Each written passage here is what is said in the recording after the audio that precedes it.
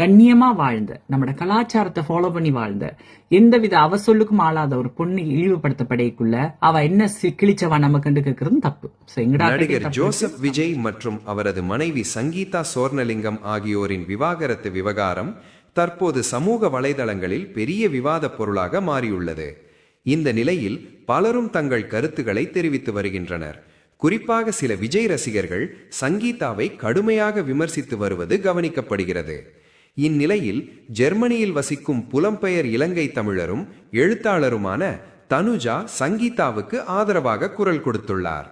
தனுஜா வெளியிட்ட வீடியோவில், முதலில் சங்கீதா உண்மையாகவே விவாகரத்துக்கு விண்ணப்பித்தாரா இல்லையா என்பதே எனக்கு சந்தேகமாக உள்ளது. இது குறித்து விஜயும் சங்கீதாவும் நேரடியாக வாய் திறந்து பேச வேண்டும் என்று தெரிவித்துள்ளார். மேலும் அவர் கூறுகையில், சங்கீதா விவாகரத்து கேட்டுள்ளார் என்ற தகவல் வெளியான உடனே சில விஜய் ரசிகர்கள் அவரை தனிமனித தாக்குதல் செய்து வருகின்றனர். அவரை அகதி என்று கூறி விமர்சிப்பது மிகவும் தவறே. ஒரு பெண் தனது கணவர் வேறு நடிகையுடன் தொடர்பில் இருக்கிறார் என்று குற்றம் சாட்டினால் சிலப்பதிகாரம் கண்ட தமிழ்நாடு முதலில் பாதிக்கப்பட்ட பெண் என்ன சொல்கிறார் என்று கேட்க வேண்டாமா என கேள்வி எழுப்பியுள்ளார்.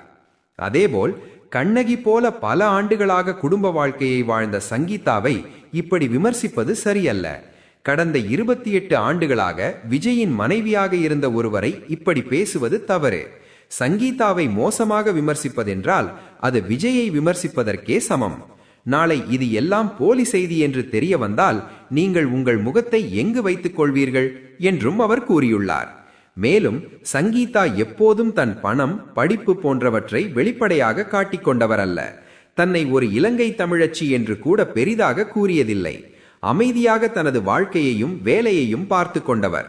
அவரை விமர்சிப்பதோடு மட்டுமல்லாமல் இலங்கை தமிழர் இனத்தையும் அந்த மண்ணையும் விமர்சிப்பது மிகவும் தவறு மற்றும் நாகரீகமற்ற செயல் என்றும் தனுஜா தெரிவித்துள்ளார்.